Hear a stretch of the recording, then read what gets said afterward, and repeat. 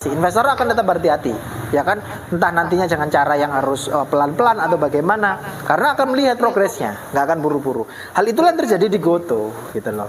Jadi kalau perusahaan itu blue chip, itu akan menjadi standar utama untuk membeli saham, tapi bukan standar satu-satunya. Ketika kita tahu bahwasanya, oh perusahaan ini blue chip, banyak yang beli, berarti ini barang branded, gampangannya gitu.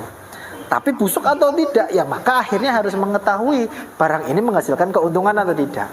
Kalau menghasilkan keuntungan, ya baru kita cocok, karena dia akan menghasilkan keuntungan setiap tahunnya bagi kita.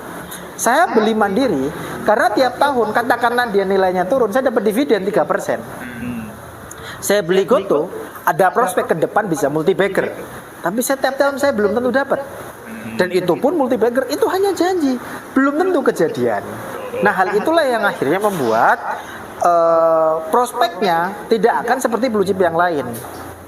Nah, akhirnya apa yang membuat turun? Nah, itu macam-macam. Pada intinya, ya dia belum menghasilkan keuntungan. Gitu. Itu yang paling utama ya, selain variabel-variabel yang lain ya.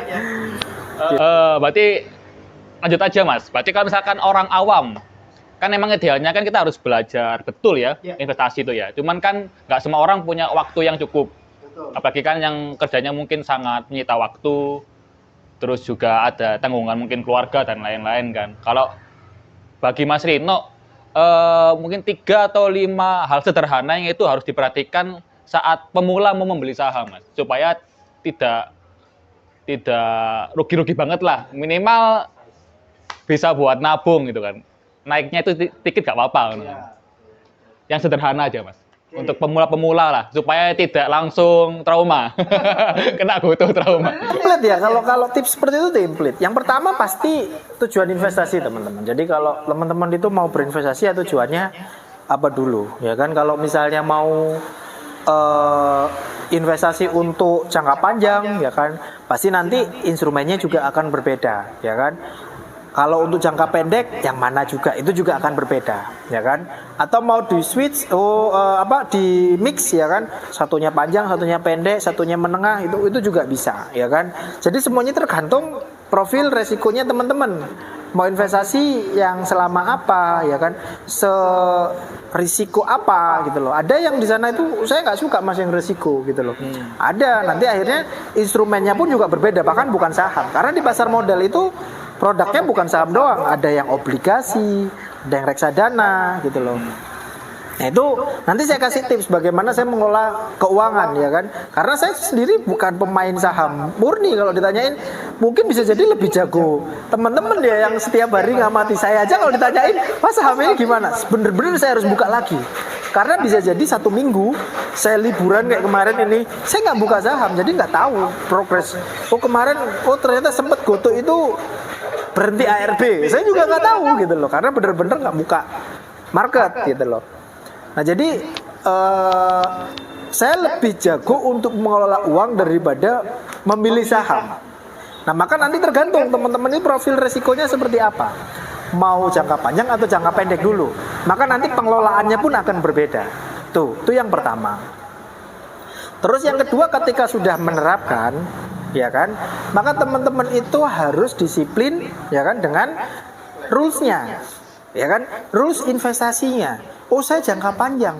Kalau jangka panjang, maka rules untuk membeli saham jangka panjang seperti apa sih, gitu loh. Oh rulesnya kalau jangka panjang itu sahamnya harus seperti apa. Nah itu harus ditentukan, gitu. Jadi itu harus disiplin itu, makanya itu, dan ini harus wajib ya. 2 yang pertama ini adalah yang paling wajib. Nah yang ketiga dan berikutnya ini tambahan. Misalnya contoh, kalau teman-teman mau investasi di saham, ya kan. Nah maka teman-teman harus memilih saham yang di sana itu yang paling utama, ya kan. Yang paling utama itu adalah perusahaan yang menghasilkan laba dan konsisten, ya kan. Terlepas nantinya itu ternyata kok sahamnya itu turun atau bahkan nggak liquid, bahkan ya ini ekstrim ya, bahkan nggak liquid, menurut saya itu akan lebih menarik. Saya punya nasabah, punya rekan yang di sana itu beli saham-sahamnya itu model-model kayak Bank Niaga, terus Itu bukan saham-saham yang liquid gitu loh. Tapi kalau teman-teman lihat nanti itu, teman-teman lihat itu progres labanya bagus gitu loh. Tapi nggak liquid. Sehari mungkin transaksi cuma 100 juta, 50 juta gitu loh. Nggak banyak. Tapi menurut saya itu lebih low risk dibandingkan kita membeli saham yang liquid tapi tidak menghasilkan laba. Karena bisa jadi teman-teman mungkin nggak sedang fokus trading, ya kan, nggak sedang fokus untuk mengamati, tiba-tiba saham ngedrop. Itu baliknya itu lebih lama daripada saham yang memang punya laba yang bagus. Karena prinsip orang investasi, sekali lagi saya ulang bahwasanya orang investasi itu cuma nyari laba kok. Jadi kalau perusahaan itu, siapa yang nyari jodoh? Nah, betul. Oh, no. Istilahnya oleh. Jadi kalau misalnya teman-teman itu taruh investasi, pasti pertanyaan pertama laba. Makanya udah itu paling sederhana ngukur investasi itu. Kalau misalnya dia laba, liquid atau tidak itu nanti nomor sekian. Kecuali memang teman-teman itu butuh dana sewaktu-waktu.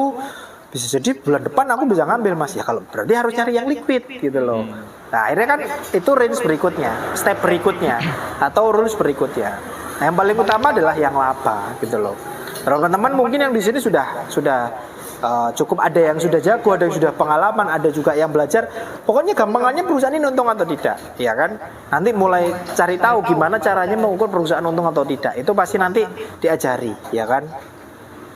Itu yang ketiga. Nah sisanya nanti ya untuk tools-tools yang lain itu teman-teman ngikutin aja. Misalnya ya yang liquid tadi ya kan, itu boleh ya kan. Terus kemudian teman-teman mau ngikutin rekomendasi siapapun itu nggak ada masalah sebenarnya.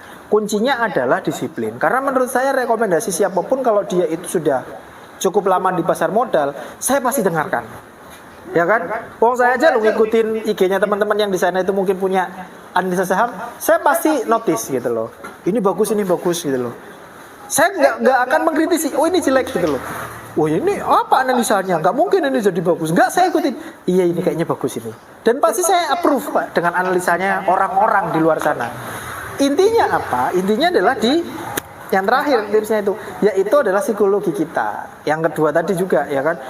Bener-bener kita itu selain disiplin, kita itu yang seperti apa sih? Jangan kalau misalnya memang punya plan, kita itu target cuan sekian, kalau sudah cuan sudah, ya kan, ambil cuannya. Kalau misalnya memang ini sudah berubah, berbelok, ya kan. Contoh misalnya teman-teman ngomongin batu bara. Kalau trennya sudah berbelok, ya jangan dipaksakan. Gampangannya kan gitu. Ya udah, waktunya keluar ya keluar gitu loh. Bukan yang greedy. Dah ini masih ada tenaga buat naik gitu sebagainya. Ya, masih dibutuhkan. Kita nggak sedang melawan market, kita cuma ngikutin market kok. Jadi disiplin aja. Kalau istilahnya ada orang analis atau teman kita punya pandangan begini, ya ada benernya sih, ada benernya. Udah diikutin aja. Disiplin yang penting. Gitu. Oke ya, berarti 3 tadi mas ya. Tujuan keuangannya apa, terus disiplin sama tujuannya, yang ketiga laba perusahaannya. Oke. Ini saya melihat sudah gak tahan mas, pengen tanya orang-orang ini. Kayak udah ada yang mungkin sudah expert, sudah intermediate, pengen tahu case per case. Silahkan teman-teman yang ingin bertanya seputar saham. Karir pun juga boleh ya? Boleh ya? Jodoh! Kayak Mas Awang aja. Iya, masa ya kok Mas Rin? Ada yang lebih senior kok. Oke, seputar saham dan karir, silakan teman-teman. Mungkin ada yang tanya. Oke, saya tahu. Assalamualaikum warahmatullahi wabarakatuh. Waalaikumsalam. Ya, nama saya Rantau ya, seperti biasa. Ini kuasa Mas Rino iki sing tak eling-eling pertama iku pas ben tawar iku tahu nih awak dhewe kan basisnya dakwah ya. Kok kudu nek kepen investasi ku asline ku delok se haram atau halal dhisik kan ngono sih yo. Masalah untung ku gampang lah keri-keri ngono kan. Kan ana pekerjaan sing iku sawangane ku api ternyata haram ngono kan. Nah, ini kan tanya ini kepada sekalian buat investasi ngono kan yo. Investasi sing halal karo haram iku sing kok piye sih? Kan soalnya kan kayak sekarang ya, dulu itu kayak sekarang itu leverage itu ada di mana-mana. Bahkan yo nah saham pun sing katakanlah aman tapi banyak pialang-pialangku sih Ya iku sing gawe leveraging iku gak ngotak. Hasil yo wong-wong ku ruginya tuh tambah banyak gitu kan. Alhasil nama saham pun itu juga tercoret, maksudnya tercoreng gitu. Ada yang kotor bahwa mikirnya ya bahwa ternyata main ini iki podo ae ngono. Haram kabeh ternyata ngono. Ipi Mas sing halal iku koyo apa sing haram koyo apa? Silakan Mas Dino. Jadi kebetulan memang pernah diskusi gue ya toh ya dewe ya toh ya. Nasa dino dewe ya. Takon ndok kantorku itu ngono lho, engko diskusi. Karena ini Rek. Apa yang kita kerjakan itu kalau bisa kan jadi berkah ya kan. Jadi berkah. Sampai apa namanya itu halnya itu menghasilkan di dunia tapi di akhirat tidak menghasilkan ya kan. Nah maka aku tadi sempat diskusi kok sebelum itu toh, sebelum mau tanya itu sempat diskusi ambek Cahyo, ambek Zendi terkait apa itu namanya bagaimana model bisnis yang di sana itu halal dan haram ya kan. Apa yang mengakibatkan bisnis ini menjadi halal, apa yang bisa haram ya kan. Nah investasi yang menjadi haram itu sebenarnya gini, yang pertama ya kan, yang di luar sana yang ditawarkan sebelum ke yang merembet ke saham dulu, ya kan? Yang di luar sana yang ditawarkan itu akhir-akhir ini itu bentuknya begini. Ini saya sekaligus bahas ya. Nanti terlepas ini nanti di-share, saya juga sangat mampu bertanggung jawab untuk memperdebatkan hal ini ya kan. Jadi katakanlah di media sosial aku sering kok apa itu malah seneng lah misalnya ono sing coba ono lho apa sing salah tekan omonganku. Bahkan sebelum kasus Indra Kents aku akan bahas awakmu itu jauh sebelum ada Indra Kents, sebelum itu ketangkep ngono lho, wis tak bahas jauh-jauh hari itu gitu loh. Bahwasanya ada mekanisme yang di sana itu ngomongnya investasi, tapi sebenarnya itu MLM. Nah, jadi kayak gini. Dia itu menaruhkan, ini investasi loh, gini. Bayarnya berapa? Oh, bayarnya sekian $100. Berapa? 600. 100 buat ini, nanti 500 jadi modalmu. 500 yang jadi modal itu pun ternyata juga belum tentu 500 gitu loh. Nah, yang 100 jadi apa? Ini ternyata aku aneh, oleh 100 jadi apa? Ya pasti buat atas-atasnya gitu loh. Dan aku lebih curiga lagi gitu loh. Kalau misalnya mekanisme 500 jadi cuan itu nggak jelas, aku justru curiga bahwasanya cuan itu berasal dari yang 100. Paham nggak logikanya? Contoh gini, awakmu bayar 600, ya kan 500 jadi modal, 100 sih kayak no. Terus awakmu tiba-tiba cuan 20, 40 gitu loh. Sajane belum tentu tujuan karena bisa jadi ku diamu dewe. Ya kan? Kalau kamu nggak bisa menjelaskan cuan itu hasilnya dari mana, logikanya seperti apa, bagaimana bisa kita mengetahui cuan itu berhasil dari suatu bisnis yang mungkin kamu jelaskan yang kamu nggak tahu? Bisa jadi dari modalmu sendiri, ya kan? Bisa nggak kamu narik dari 500 cuan jadi 20, jadi 40, 540 kamu tarik semua. Kalau nggak bisa, maka jangan-jangan 20, 40 itu semu yang sebenarnya ditarik dari 500 itu. Maka mekanisme bisnis ini harus dijelaskan dulu. 500 jadi 20 itu seperti apa? Ya kan? Maka jikalau tidak bisa dijelaskan, maka potensinya ini adalah porsi. Gitu loh. Dan itu sudah dari zaman baheula. Ngomong no pohon emas, zaman bapakku iku sik enom, iku wis ono ngono lho. Dengan ngomong dalih ini adalah investasi, ngomong pohon emas nanti dibelikan emas jadinya sekian.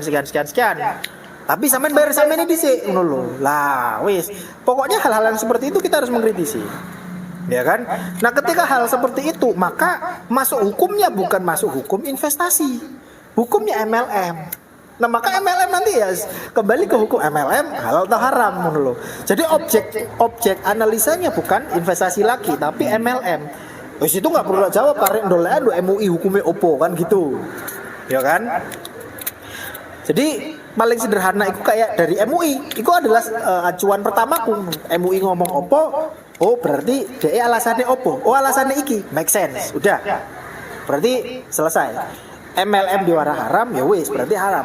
Maka Ponzi walaupun hukumnya durung ono, hukumi koyo MLM kalau aku, ya kan?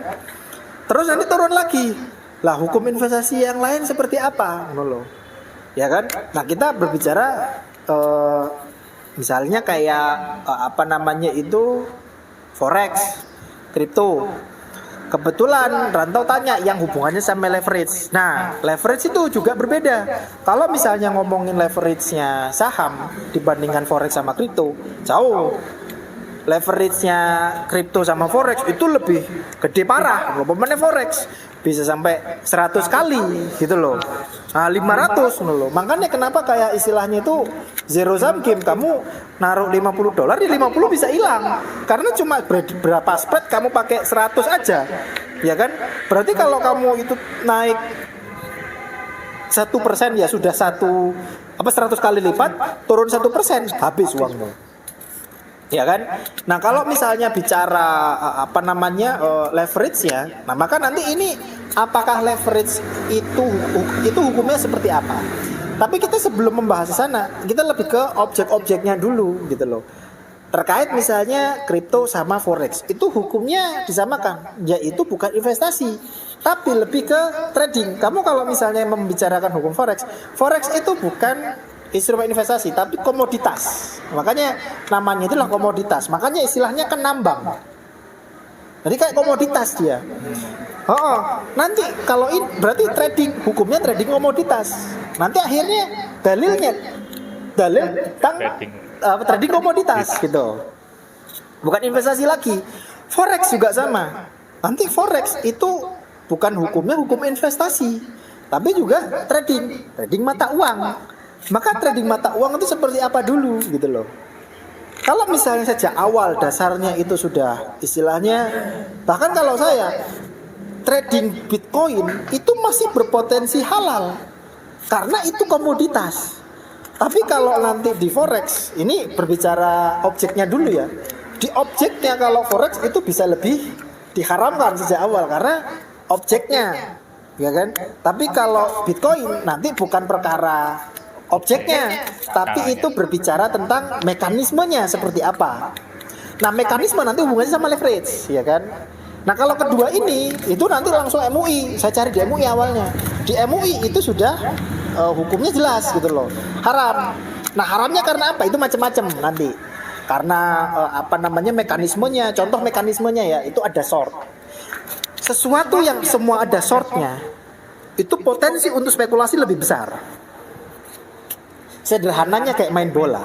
Kenapa kok bola itu ada maklar ya kan, maklar bola ya kan, istilahnya kayak maklar ya kan, maklar bola yang di sana itu mengatur skor dan sebagainya. Karena ada orang yang berjudi harga atas sama bawah, kamu pegang bawah atau pegang atas, misalnya kayak Persija musuhe Persikabo ngono ya kan. Purpurane piro? Ono sing nyekel atas, ono sing. Bandar tinggal lihat banyak atas atau pegang bawah. Aku pengen menang yang mana? Aku pengen cuan besar yang mana? Lo kalau banyak yang pegang Persija, aku tinggal menang Persikabo. Ya kan? Nah, tinggal bagaimana menyeting istilahnya kayak hal itu bisa terjadi. Ya kan, ini terlepas contoh ya. Faktanya di luar sana ada yang sudah terbukti kan? Dan itu memang ada istilahnya kayak maklarnya dan sebagainya. Itu ada yang sudah terbukti. Nah, itu tuh akhirnya dari situ kita kelihatan bahwasanya ada mekanisme yang di sana itu disembunyikan, dan itu akhirnya berakibat kepada spekulasi. Ya kan? Spekulasi itu pada intinya pasti ada di semua perdagangan. Tapi ketika peluang spekulasi itu semakin besar, maka resiko untuk berjudi semakin besar. Nah, masalahnya di forex, di kripto, orang melakukan short itu sudah ada, sehingga potensi untuk spekulasi itu besar. Misalnya orang banyak pegang atas dan tiba-tiba bandar itu kompakan untuk ya udah, kalau semua orang pegang atas ya kita langsung hajar aja gitu loh. Misalnya orang sudah di atas, kita mulai nge-short gitu loh. Nah, akhirnya barang kita jual dulu, nanti kita turunin barang-barang, nanti baru kita beli di bawah, kita kembalikan barangnya. Nah, nanti kalau yang nggak tahu short itu gini teman-teman, jual barangnya dulu, belinya belakangan, ya kan? Belinya belakangan. Nah, itu hukumnya haram di Islam. Itu sama kayak gini, buahnya belum tumbuh, satu pohon saya hargain 3 juta. ya kan? Ya itu sudah kayak nge-short duluan. Lah kan nggak jelas ini hukum. Lah kan saya belum dapat barang ya kok sudah mau harga sekian gitu loh. Nah ini spekulasi, ya kan? Nah makanya dengan adanya short di dalam suatu mekanisme perdagangan itu akan berpotensi melahirkan spekulasi yang lebih tinggi, ya kan? Nah, apakah yang nggak ada shortnya nggak ada spekulasi tetap ada, tapi sebesar apa potensi dilakukan, kan begitu? Semakin besar potensi, maka mekanismenya itu semakin mendekatkan kepada spekulasi. Nah, spekulasi mendekatkan kepada judi. Gampangnya gitu. Nah, di saham apakah nggak ada? Ada. Ya kan ada. Tapi dekat nggak? Tergantung kamu akhirnya. Tapi kalau secara mekanisme minim. Maka gini, hukum mekanisme di saham dihalalkan. Makanya MUI bilang ini halal. Ya kan? Terlepas nanti leverage-nya. Dibilang MUI haram karena bunga, ya kan? Kalau bunga kan urusan lain, ya kan? Bunga nanti sudah hukumnya lain. Nanti kita kan sudah punya istilahnya, kayak sudah punya hukumnya. Nah, tapi kalau misalnya berbicara masalah mekanismenya nggak masalah. Nanti di luar baru kamu bagaimana menyikapi mekanismenya. Kalau disiasati dan berujung kepada judi, ya jadinya haram, gitu loh. Contoh tadi saya sudah sebutkan, misalnya gini, kamu menganalisa pasar untuk mengurangi istilahnya gini, sekarang musimnya apa? Duren, ya udah saya dagang duren, tapi durennya busuk-busuk, tapi mereka mau kok, tinggal dihargain aja berapa? Satu duren 5.000 walaupun nanti tinggal satu street yang di sana itu nggak busuk, asalkan mereka mau ngapain nggak? Orang mereka tahu kalau ini busuk, tapi mereka mau beli. Masalahnya kita tahu analisanya, berarti kamu tidak sedang berjudi. Tapi kalau kamu begini, kayaknya musimnya besok duren apa enggak ya? Nggak tahu lah. Pokoknya aku ikut-ikutan aja. Orang-orang jual apa, yaudah aku ikut jual apa. Maka ini akan melahirkan yang namanya spekulasi. Dia tidak sedang berdagang, dia sedang main tebak-tebakan. Nah akhirnya ketika sistem tebak-tebakan ini, itu pun juga bisa melahirkan judi, ya kan? Nah orang yang di sana itu dagang duren pun itu bisa menjadi istilahnya kayak mendekatkan diri kepada perjudian ketika dia itu menggunakan mekanisme yang salah dalam berdagang, gitu loh. Makanya kan ada hukumnya sendiri berdagang itu. Nggak boleh yang sistem ijon, nggak boleh yang sistem ini, itu kan ada sendiri. Itu juga jadi bukan berbicara objeknya. Nah maka kalau sudah berbicara objek, si sahamnya sendiri dan mekanismenya sudah tidak masalah. Tapi ketika kamu menyiasatinya menjadi bermasalah. Contohnya, kamu jadi bandar di saham, ya kan? Itu juga menjadi masalah karena kamu memanipulasi harga yang membuat ini semu. Ketika harga semu, maka membohongi pasar. Nah, membohongi pasar ini juga akhirnya pasar menjadi berjudi. Kamu ini barang yang tidak berjudi mengakibatkan orang menjadi berjudi. Nah, berarti kamu sedang melakukan judi, gitu loh. Nah ini loh, itu yang di sana itu akhirnya menjadi haram juga, gitu loh. Jadi sebenarnya sistemnya tidak haram, objeknya tidak haram, tapi kalau kita makainya menjadi haram, nah itu juga akhirnya menjadi hukumnya salah. Kembali ke leverage. Nah apakah bagus? Kalau di saham tergantung pemakaian. Nah bagusnya kalau di saham-saham itu gini, kalau kamu itu pakai yang syariah, pasti nggak ada leverage. Terlepas alasannya karena bunga, tapi menurut saya itu juga mengurangi resiko. Berarti kamu tidak sedang beli saham dengan dana pinjaman. Leverage itu dana pinjaman, teman-teman. Jadi kalau kamu tidak sedang beli saham dengan dana pinjaman, tapi katakanlah kamu pakai leverage sekalipun, di saham itu mentok 3 kali lipat, ya kan 2 kali lipat. Jadi katakanlah kamu beli saham BCA 100 juta, mentok bisa pakai leverage itu cuma 250-280 juta. Bisa beli saham BCA. Turun-turunnya seberapa sih? Turunnya katakan 5%. Paling nanti dari semua leverage yang dijual cuma 30 jutanya, 50 jutanya. Jadi nggak sampai habis kan? Nah itu akhirnya nanti di situ apakah resikonya besar? Tidak terlalu besar. Tapi makanya nanti ada istilah itu, aduh aku lupa namanya. Untuk mengukur jaminan leverage, ya kan? Jaminan leverage itu beda-beda. Saham blue chip itu nilainya besar. Saham yang tidak blue chip nilainya kecil. Nah akhirnya dari situ semakin saham itu gorengan, tidak dikasih pinjaman. Maka efeknya apa? nilai spekulasi akan semakin rendah. Bayangin saham gorengan dikasih leverage, apa yang terjadi? Semakin tinggi terus harganya, nggak pernah turun karena orang pakai pinjaman terus. Tapi sekali ngedrop, gimana jualnya? Wong itu semuanya dana pinjaman, resiko. Makanya ini saham yang modelnya itu fluktuasinya tinggi, pasti leverage-nya kecil-kecil. Nah itu sudah di mekanisme. Makanya dalam mekanisme itu pun menurut saya, ya kan, bukan menurut MUI, menurut saya itu menjadi masih halal karena sudah terukur, ya kan, karena sudah bukan mekanisme bunga lagi. Kalau MUI kan mengharamkan sejak awal bukan karena leverage-nya, bukan perkara nilai leverage-nya berapa, tapi perkara ada bunganya yang dianggap sebagai riba gitu. Jadi begitu tahu kalau berbicara masalah halal dan haramnya, ya kan, nanti tinggal didetailkan. Intinya di saham itu yang paling sering ditemukan itu adalah maisir. Maisir itu spekulasi. Nah nanti tinggal tanyakan, ketika aku melakukan seperti ini, itu spekulasi atau tidak? Itu. Ketika tidak spekulasi, ya kan, itu menjadi tidak haram. Bahkan adapun yang spekulasi itu menjadi halal, itu sudah MUI yang bilang, bukan saya ya. Ulama-ulama yang bilang, karena nggak ada di dunia ini yang di sana itu nggak ada spekulasi. Contoh misalnya, Bayu buka rekan kerja kopi, ya kan, untuk jualan kopi. Nggak mungkin nggak ada nilai spekulasinya. Karena apa? Ada peluang. Bisa untung, bisa rugi, bisa rame, bisa sepi.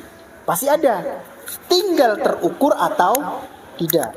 Semakin kecil peluang spekulasinya, maka hukumnya ya halal. Tapi semakin besar peluang spekulasinya, maka hukumnya mendekati judi. Contoh misalnya, wong yo buka, aku yo buka ae. Mbok untung buka, gak ngerti wis pokoke buka ae. Ya kan berarti spekulasi. Tapi ketika ada hitungannya, iso rame ketika aku beginikan, strateginya begini. Ya spekulasinya ada nggak? Ada. Tapi paling 5% 10%. Nah, maka hukumnya tidak spekulasi. Gitu. Oke. Gitu baik. Sangat jelas, detail Mas. Rantau gimana? Oke ya? Oke, yang lain, pertanyaan yang remeh juga nggak apa-apa ya. Nggak harus bahas hukum-hukum ya. Mungkin yang banyak yang pemula.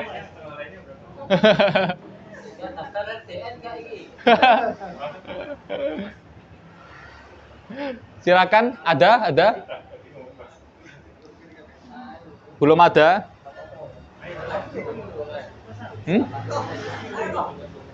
Apa? Siapa online? Nggak ada dah. Ya aku kalau nggak ada aku ini online. Oke, silakan Mas Ramzi. Tadi kan sempat sedikit membahas masalah profil investasi. Ada yang high risk, konservatif. Mungkin ini yang dari aku pelajari ya. Pada umumnya kan, sederhananya kan bagi 3, high risk, konservatif, sama moderate. Itu. Lah ini saya termasuk pemula, yang mana rencana masuk moderate karena pertama menurut saya returnnya terlalu rendah kalau konservatif. Dengan konteks saya menghitung yang saya dapatkan dari konservatif ini tidak bisa memenuhi kebutuhan saya jangka panjang. Yang kedua, kalau yang high risk resikonya terlalu tinggi dengan kondisi saya seperti itu. Akhirnya rencananya ketika masuk akhirnya ambil profil investasi yang moderat. Nah, akhirnya kalau moderat ini di saham konteksnya baiknya gimana ya, membagi portofolio. Maksudnya nggak harus nama sahamnya, tapi ngaturnya itu portofolio dia sederhananya itu gimana komposisinya gitu aja. Oke, terima kasih Mas Ramzi. Nah ini diskusi ya. Nah diskusi. Coba gini teman-teman bayangin ya kan. Siapa misalnya? Nah Ramzi langsung. Ramzi sekarang dunianya adalah teknologi, ya kan. Terus misal Ramzi disuruh ada job-joban tambahan, ya katakanlah lumayan lah buat tambahan. Tapi ngurusinya itu adalah ngurusin teknisi, sama-sama teknisinya. Tapi bukan komputer, teknisi kapal. Nah, kira-kira walaupun bayarnya gede mau ngambil nggak? Nggak. Kenapa nggak mau? Karena tidak dirasa itu adalah kapasitasnya, ya kan? Jadi berbicara terkait saya itu mengambil sesuatu atau tidak, mampu mengoptimalkan sesuatu atau tidak, itu pasti akan sangat bergantung dengan kapasitas, pengalaman dan itu keahlian saya di bidang itu. Semakin besar saya keahlian di bidang itu, maka otomatis resiko yang akan saya datangkan semakin kecil, ya kan? Tapi kalau saya semakin tidak ahli, maka resikonya semakin besar, ya kan? Bayangin misalnya saya digaji cuma sehari 4 juta loh, teknisi kapal, tapi suruh ngapain? Ngelas gitu loh. Lah saya nggak tahu ngelas. Lah kalau sekali ngelas ternyata kapalnya meledak, berapa miliar yang harus saya ganti? Saya cuma dapat 4 juta, tapi yang harus saya ganti miliaran. Maka kan itu adalah suatu hal yang di sana itu returnnya kecil, resikonya besar karena alasan ketidaktahuan. Tapi kalau misalnya saya mengetahui sesuatu hal yang di sana itu saya benar-benar tahu bagaimana dia, ya kan? Walaupun itu kecil nilai yang didapatkan, tapi saya rutin melakukan, maka itu akan lebih mendatangkan cuan daripada saya sekali mengerjakan tapi saya nggak tahu apa-apa di dalamnya. Begitulah investasi, ya kan? Jadi ketika kita itu pengen mendapatkan return yang sesuai dengan profil kita, yang diistilahkan teman-teman itu moderat, konservatif, ya kan, high risk, ya kan, apapun itu tidak akan menjadi high risk teman-teman, dan apapun bisa dioptimalkan asalkan kita mengetahui bagaimana mengelola resikonya, ya kan. Saya 4 tahun terakhir di pasar modal, saya cuma investasi di perbankan blue chip, ya kan, yang katanya orang-orang high risk, kan saham mas, berarti high risk. Saya tinggal apa sih yang menyebabkan dia high risk? Oh, yang menyebabkan dia high risk itu A, B, C, D, E. Asalkan bisa dikelola resikonya, maka bisa menjadi 0 risk, ya kan? Maka itu akhirnya tidak menjadi high risk, itu bisa menjadi moderat, ya kan? Tapi cuannya bisa high return gitu loh. Jadi kok resikonya jadi moderat tapi returnnya tetap high return gitu loh, bukan high risk gitu. Jadi ini yang perlu kita kendalikan dalam investasi, ya kan? Ada juga orang yang modelnya gini, taunya itu obligasi. Teman-teman nanti di lapangan itu ada yang namanya FR, ya kan, fixed rate, ya kan. Fixed rate itu FR, ya kan. Nanti kemudian ada yang namanya SBR, ya kan, sun itu loh, surat utang negara itu kan, ada SBR, ada ORI, ya kan, macam-macam. Nah itu ada orang yang mainnya cuma di situ, tapi dia bener-bener tahu kapan momentumnya beli, kapan momentumnya jual, kapan bener-bener hold, gitu tahu dia. Di bahasa gua nggak tahu mas, saya mas itu loh. Nah dia nggak tahu, tapi dia di situ dia tuh bisa mainin karena dia tahu dia bisa all in di situ, ya kan, karena dia tahu resiko. Kalau orang tahu resiko, dia mempertaruhkan segalanya itu kayak nggak ada beban, karena orang tahu kok resikonya sedalam apa, ya kan. Teman-teman bekerja di suatu bidang, ya kan, contoh Ramzi katakanlah kerja Senin sampai Jumat kerjanya di IT, ya meluangkan waktu selama itu, berarti kan ini sudah ada resiko yang dikorbankan. Kok bisa mengorbankan itu semua? Karena tahu resiko yang didapat seperti apa dan returnnya seperti apa. Nah makanya dia all in di pekerjaan itu. Nah sama kayak saham, sama kayak obligasi. Kalau orang tahu obligasi, dia all in. Dan all in-nya itu bisa, ya mungkin dia karena uang besar ya sampai miliaran, dia untung itu sebulan bisa, jangankan sebulan, dia cuma main 3 hari tahu momentumnya. Bukan mainan saham, obligasi. Padahal obligasi itu naik cuma 0, per 3 hari, 4 hari cuma 0, tapi untung itu bisa 25 juta, 30 juta, itu bisa terjadi karena mungkin modalnya besar juga ya. Tapi terlepas dari itu, kenapa kok dia itu tetap main di situ? Yaitu karena dia tahu resiko. Nah, akhirnya kembali ke rumusan Ramzi. Akhirnya bagaimana komposisi portofolio? Sekali lagi, moderat yang dimaksud itu tadi apanya? Sekedar resikonya atau juga returnnya? Kalau Ramzi tetap Lo masa juga resikonya yang rendah, serendah-rendahnya, tapi juga kalau bisa returnnya ada yang model-model saham ya nggak apa-apa. Ya sudah kalau gitu, saham pasti bisa masuk ke portofolio gitu loh. Masih bisa masuk ke portofolio, tinggal pilih saham yang seperti apa yang bisa dikelola oleh Ramzi dalam artian secara resikonya. Oh resiko saham ini nggak sanggup aku, masa turun bisa berhari-hari gitu loh. Oh saham ini nggak masalah, paling mentok sebulan 5%, 10% gitu loh. Terus kalau labanya muncul, laporan keuangan muncul, ternyata bisa naik lagi. Oh nggak masalah saya kalau masukkan saham dalam portofolio gitu. Oh berarti saham masih masuk komposisi, nanti tinggal berapa persen, ya kan? Terus kemudian itu juga bisa nanti di obligasi. Obligasi itu 8% sekarang sudah ada karena suku bunga tinggi.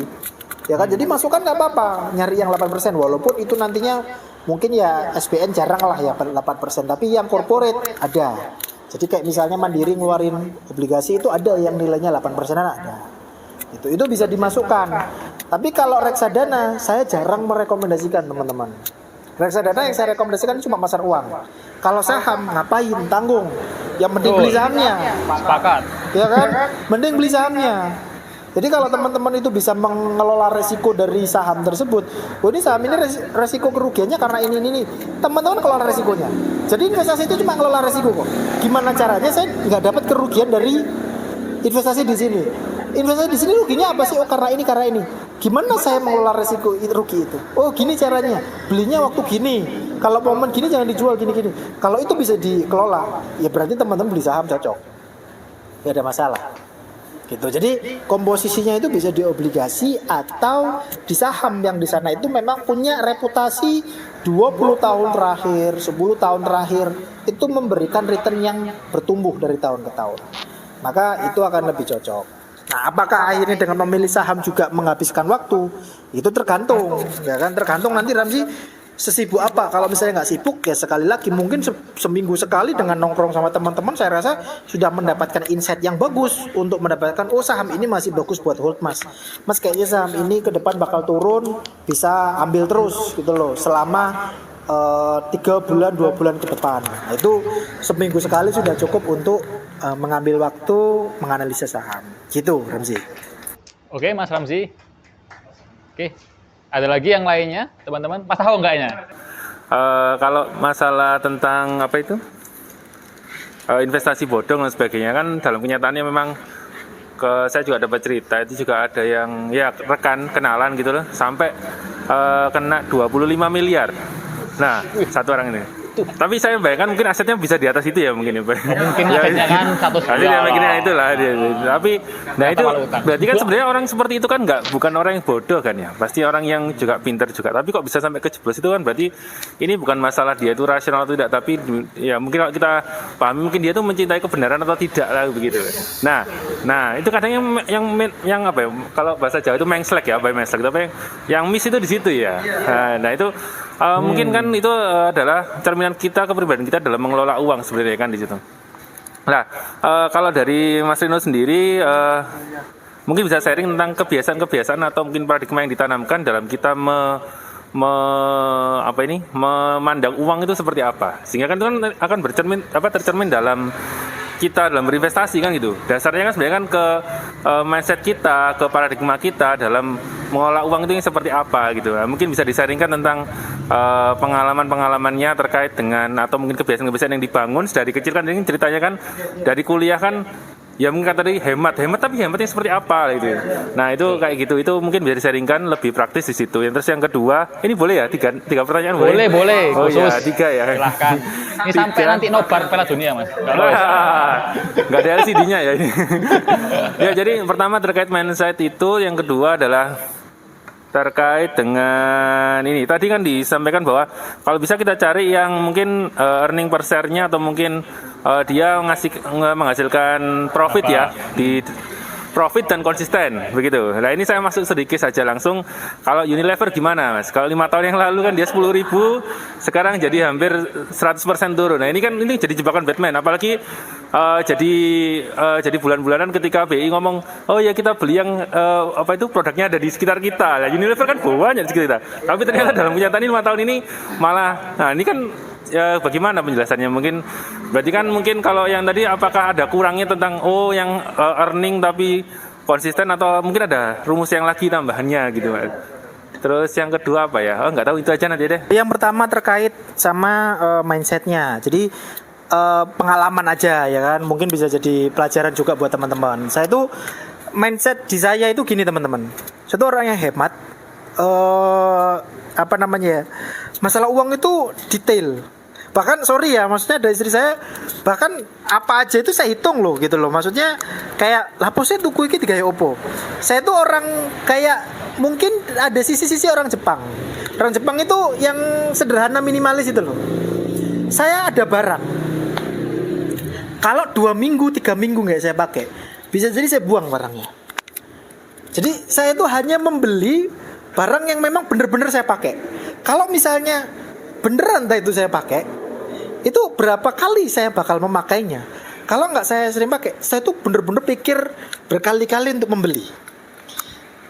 Saya membeli barang, itu pun nanti ini yang paling cerewet. Bisa seharian nggak dapat barang, bukan masalah itunya, tapi harganya. Kenapa sih kayak gini mahal semua, nggak ada yang paling murah gitu loh.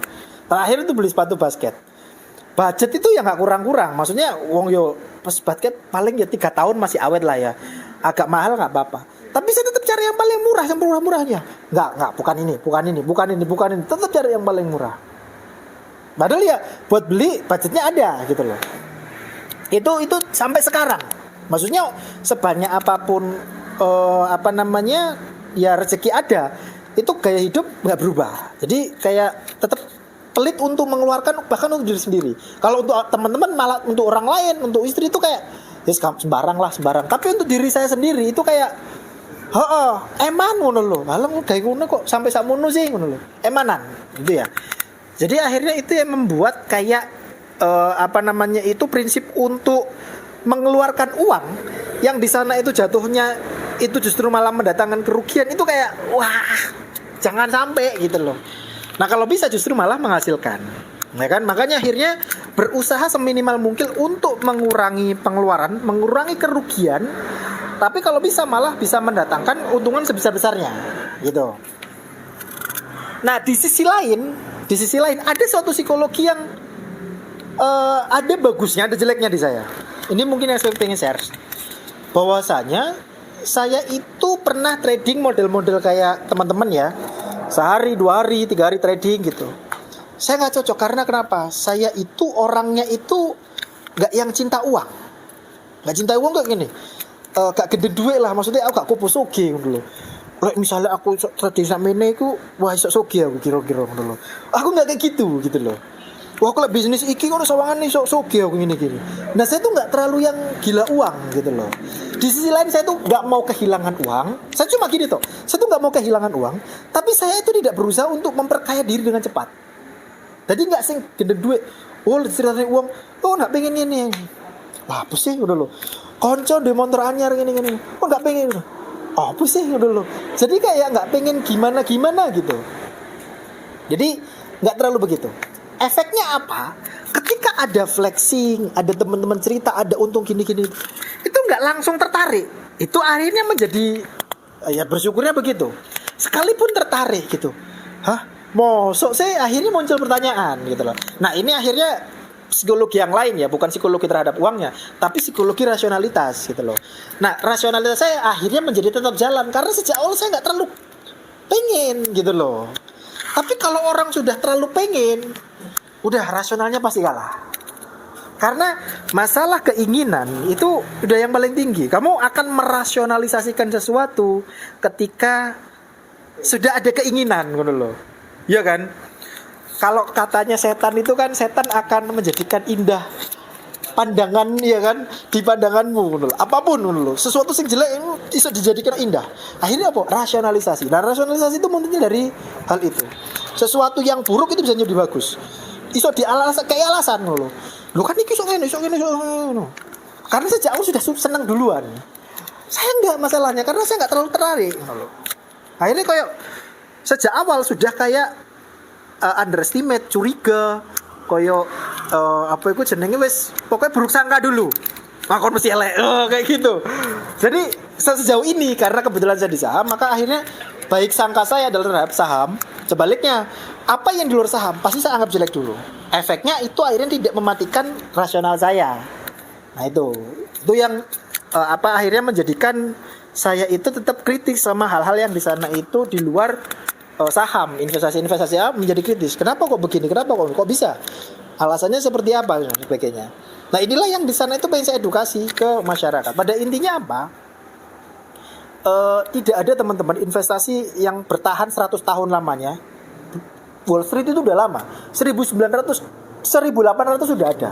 Dan sampai sekarang bertahan. Tapi kalau teman-teman lihat pohon uang, trading apa dan sebagainya, itu tuh timbul tenggelam. Nah maka ketika itu ada yang muncul baru dengan nama lain dan sebagainya, itu kayak akhirnya trade benchmarknya mau nggak mau adalah saham. Karena saham yang teruji, Anda tidak. Maka untuk menguji Anda, saya menggunakan triangulasi saham. Udah sesederhana itu. Nah itulah yang membuat akhirnya rasional kita itu nggak mati karena ada benchmarknya itu. Ya selain karena mindset. Nah kalau saya karena kedukung mindset saya yang sejak awal sudah terbangun lama seperti itu, gitu. Makanya saya nggak gampang tergiur dengan bahkan investasinya teman-teman tawari dan sebagainya. Saya tuh sangat detail ya. Teman-teman misalnya nawarin Mas gelem aja join ambek aku investasinya gini. Saya pasti akan detail menanyakan hal itu, ya kan? Karena apa itu tadi? Karena mindset saya itu nggak mau kehilangan uang. Dan di sisi lain, ketika kamu cerita untung segini, saya nggak gedeng sing, wah ini kok menarik. Saya nggak menghiraukan yang namanya resiko ini tadi. Gitu. Sehingga pasti resikonya yang saya tanyakan duluan dibandingkan returnnya berapa. Gitu. Itu yang pertama.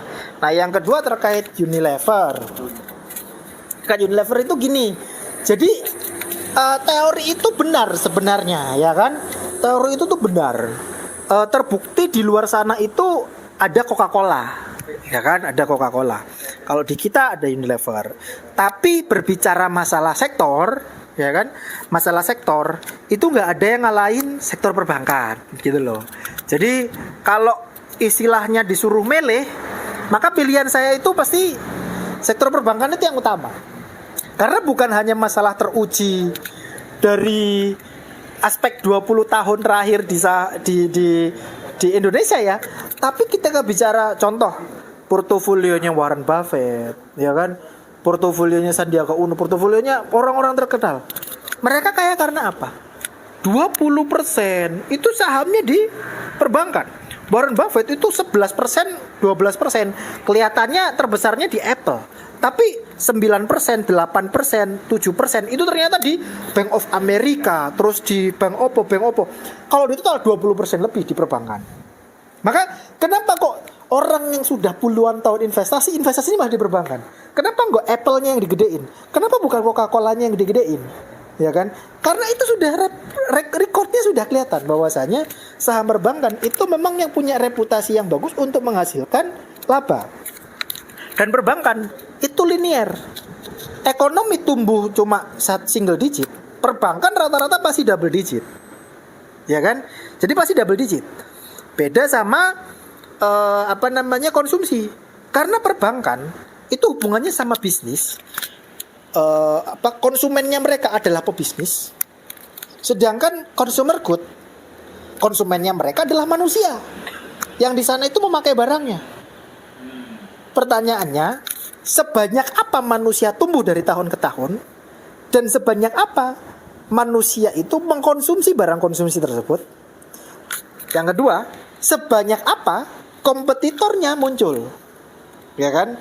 Kalau misalnya ternyata manusianya bertumbuh, kompetitornya juga muncul, maka konsumsinya tetap, ya kan? Manusianya tidak banyak, kompetitor tidak tumbuh, maka juga konsumsinya tetap. Maka katakanlah konsumsi naik karena dia itu semakin kaya sekalipun. Aku dulu pakai odol, nggak pakai sampai tak lenting, saiki nggak perlu tak lenting karena aku sudah duit. Maka aku mungkin sebulan 2 kali beli odol, maka konsumsi naik 2 kali, ya kan? Itu untuk kepala keluarga tertentu, tapi keluarga lain tidak. Maka pertumbuhannya sampai berapa digit? Kalau consumer good tidak tumbuh sampai double digit, maka pasti dia akan berbelok kurvanya. Karena kenapa? Karena investor itu mengharapkan kalau sektor konsumsi ya harus double digit. Nah, apa yang terjadi di Unilever itu karena dia tumbuhnya sudah nggak double digit. Karena consumer good itu wajib. Gudang garam, HM Sampurna. Kalau misalnya dia sudah nggak double digit, pasti akan dihindari investor. Karena pasti itu adalah awal mula dia itu akan bisa jadi shifting bisnis. Mungkin nanti gudang garam akan pindah ke bisnis lain. Contoh jarum. Ya kan langsung ke ya beli ke BCA ke macam-macam. Akhirnya tumpuan utamanya bukan jarum lagi. Ya kan? Nah, kalau misalnya dia itu nggak bisa shifting ya itu tadi. Maka akhirnya mau nggak mau jadi stuck. Ya kan? Pasti akan jadi stuck. Maka dia harus berusaha bagaimana membuat keuntungannya tetap double digit atau dia harus men-shifting bisnisnya untuk menghasilkan laba yang lain sehingga mungkin akan menjadi awal mula investasi. Jadi istilahnya itu kayak ya mungkin sekarang masih stuck tapi puluhan tahun ke depan atau bertahun-tahun kemudian itu akan menjadi bagus. Ya itu harus strategi yang dimainkan. Kalau nggak ada maka itulah yang terjadi di Unilever ya kan. Jadi bukan menjadi satu kayak fenomena baru tapi di luar sana pun itu juga sudah terjadi. Contohnya Jepang ya kan. Bisnis yang dikonsumsi